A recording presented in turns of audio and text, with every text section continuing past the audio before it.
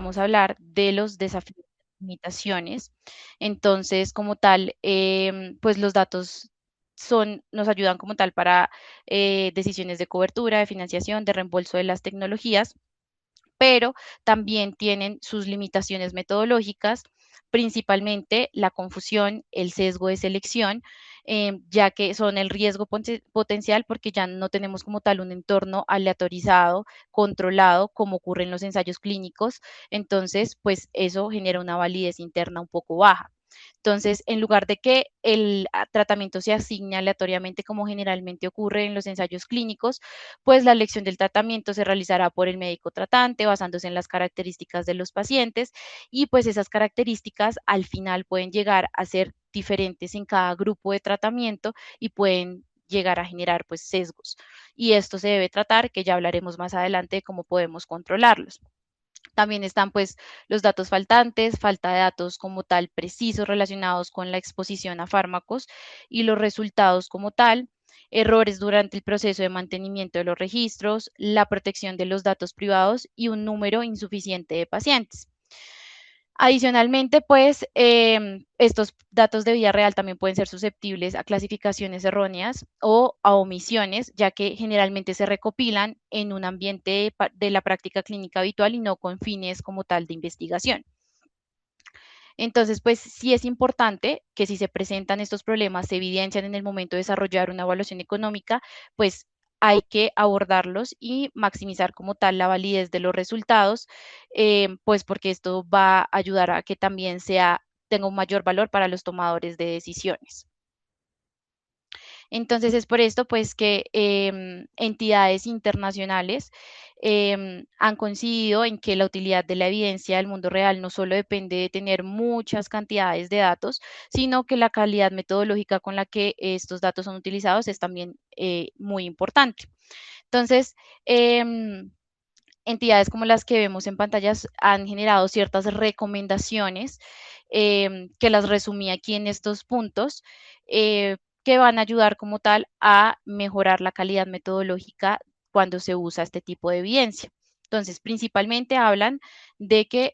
debe haber una pregunta claramente definida, que eso es en todos los estudios, un protocolo preespecificado y un plan de análisis estadístico antes de acceder como tal a los datos para evitar los sesgos de publicación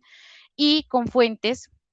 de datos que sean como tal adecuadas para el propósito que tenemos. Entonces, el marco de NICE enfatiza mucho que debemos demostrar la idoneidad del uso de estos datos para el propósito que tenemos. Es decir, o sea, determinar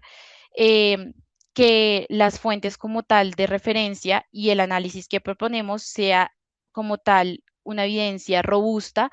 para que sea utilizada para la toma de decisiones. Adicionalmente, pues también es súper fundamental identificar y ajustar como tal los sesgos y la confusión mediante unos métodos analíticos robustos. Entonces, por ejemplo, para abordar como tal la confusión por indicación, que era lo que hablábamos anteriormente de la asignación aleatoria que no se tiene, entonces tenemos la regresión multivariable, emparejamiento por puntaje de propensión, que va a ayudar también a equilibrar como las características de los grupos. Para que sean como más comparables, que también lo habíamos hablado anteriormente, también modelos de regresión proporcional de Cox y también evaluar que los criterios de selección sean estrictos como tal y minimicen el sesgo en el momento de la inscripción y garanticen que la población también sea representativa del mundo real. Otro punto que es súper importante y lo mencionan todas las entidades es que se debe garantizar como tal la calidad y la trazabilidad de los datos que se van a tomar. Entonces, hay que hacer procesos de validación, de generación de diccionarios, controles de calidad. Entonces, indican que debe haber un registro y un manual operativo de cómo se van a tomar esos datos, de dónde se van a recopilar, de generar como tal un diccionario común o un marco como tal de definición para cada uno de esos datos que se van a tomar, cómo se van a agregar esos datos, el tiempo como tal en el que se van a recolectar esos datos y que haya también una supervisión de los procesos de cómo se recolectaron los datos, la capacitación, el apoyo en el lugar como tal que se están recolectando los datos y que sea personal calificado. Y se debe garantizar el seguimiento periódico y la capacidad de respuesta que tengan estos datos a las preguntas de investigación que tenemos. Muy importante también mencionan la limitación del tamaño de muestra al mínimo necesario, porque a veces ya se toman demasiados pacientes o demasiados datos. Se debe asegurar también que la población estudiada sea representativa del contexto real en el que estamos. Entonces, incluir variables sociodemográficas, la gravedad de la enfermedad, las comorbilidades e introducir definiciones explícitas de cada una de estas variables, mirar como tal si el uso de dispositivo en la población que estamos evaluando es representativo, puede ser generalizable como tal y es relevante para la población, o si la fuente de datos es a nivel regional, nacional o internacional. También pues es importante todo esto, que haya pues la transparencia y reproducibilidad y los aspectos éticos y regulatorios en cuanto a la protección de la privacidad de la información de los pacientes y el uso del consentimiento informado. Entonces, todo esto es esencial para fortalecer la confianza como tal en la evidencia del mundo real y permitir también su uso porque va a ser para decisiones regulatorias y económicas. Entonces, ya finalizando, les quiero hablar un poco, ya después de ver las fuentes principales, los beneficios, las limitaciones, vamos a hablar del uso como tal actual de esta evidencia en las evaluaciones económicas. Ahí estos son resultados de un scoping que realizamos como producto del proyecto de grado. Entonces, aquí pudimos evaluar e identificar 169 evaluaciones económicas basadas como tal en datos del mundo real, publicadas entre el 2006 y 2025, y pues se mostró como tal un crecimiento importante en los últimos años del uso de este tipo de evidencia, pues lo cual también genera que este campo esté como en más expansión y haya más utilización en los últimos años. Observamos además una concentración importante de publicaciones en los países como Estados Unidos, China, Canadá, Reino Unido. Y esto pues principalmente también evidencia que pues se sigue generando esa evidencia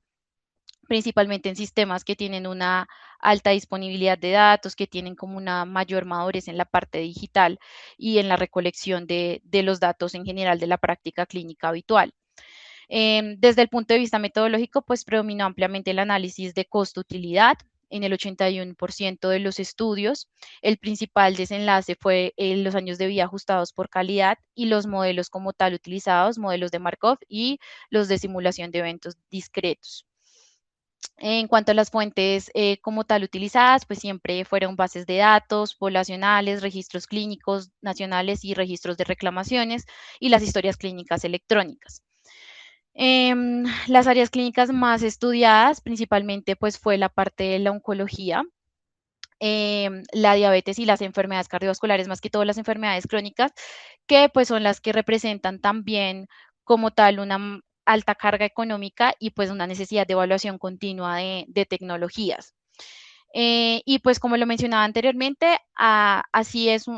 sea una evidencia que trae muchos beneficios, pues también tiene sus limitaciones. Entonces, los principales sesgos que evidenciamos fueron los de selección, de confusión y de censura. El método más usado para el control fue el Propensity Score Matching en el 48% de los estudios.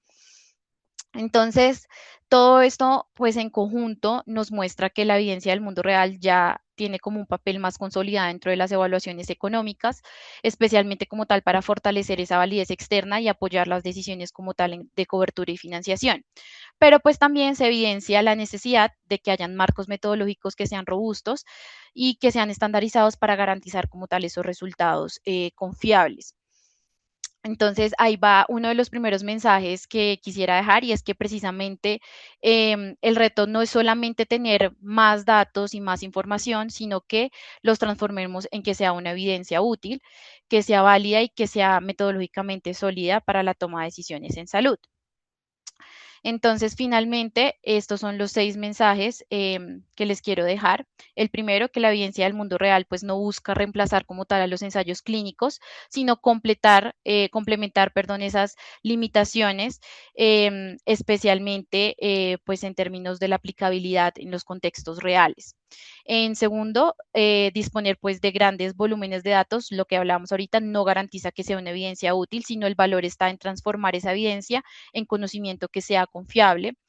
Tercero, pues que el principal aporte de la evidencia del mundo real es fortalecer la validez externa y acercar las decisiones como tal a la práctica clínica real.